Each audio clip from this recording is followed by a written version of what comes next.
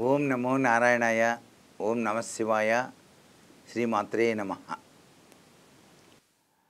భార్యాభర్తల మధ్య సఖ్యత లేకపోవటానికి గల కారణం ఏమిటి? ఏ గ్రహ దోషం వలన ఇలా జరుగుతుంది? ఏ దేవతను ప్రార్థించాలి అని చెప్పేసి అడుగుతున్నారు.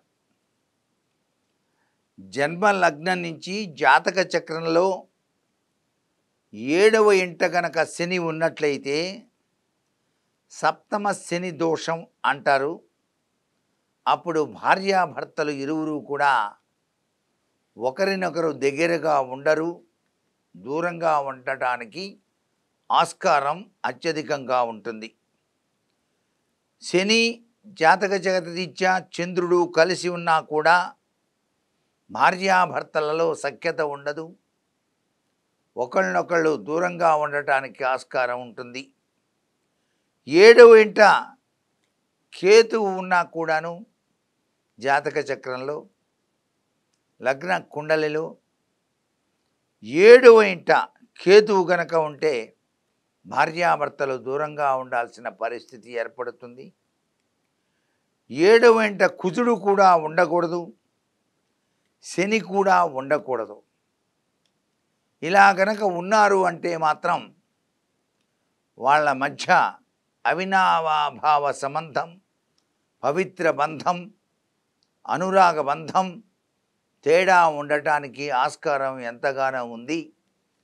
భార్యాభర్తలు ఇద్దరూ కూడాను చక్కగా అన్యోన్యంగా ఉండటానికి ఏం చేయాలి అంటే దాంపత్య సౌఖ్య పాశుపతం అనేటువంటి హోమం ఉంటుంది. ఆ హోమాన్ని ఆచరించినట్లయితే నెగిటివ్ ఎనర్జీ పోయి పాజిటివ్ ఎనర్జీ వచ్చి దాంపత్య సౌఖ్యంతో జీవితాన్ని గడపడానికి ఆస్కారం ఉంటుంది. రాహు కేతువుల యొక్క దోషాలు కూడా తొలగిపోతాయి. నాగశాపాల నుంచి కూడాను బయటపడటానికి ఆస్కారం అత్యధికంగా ఉంటుంది.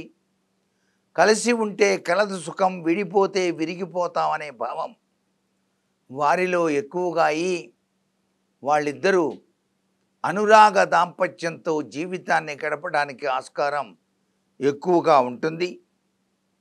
కాబట్టి జాతక చక్రంలో ఉండేటువంటి దోష నివృత్తికి సంబంధించినటువంటి పూజలతో పాటుగా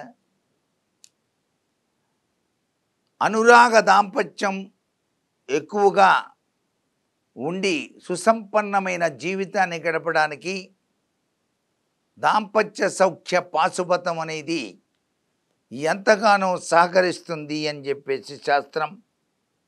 అంతేకాకుండా చండీ ఆరాధన కూడాను చాలా చక్కగా పనిచేస్తుంది. నిమ్మకాయ దీపాలు దుర్గాదేవి ఆలయంలో నిమ్మ డొప్పలో నువ్వుల నూనె పోసి దీపాలు వెలిగించడం వల్ల కూడాను కొంత ఆస్కారాన్ని సాధించుకోవడానికి మనకు వీలవుతుంది.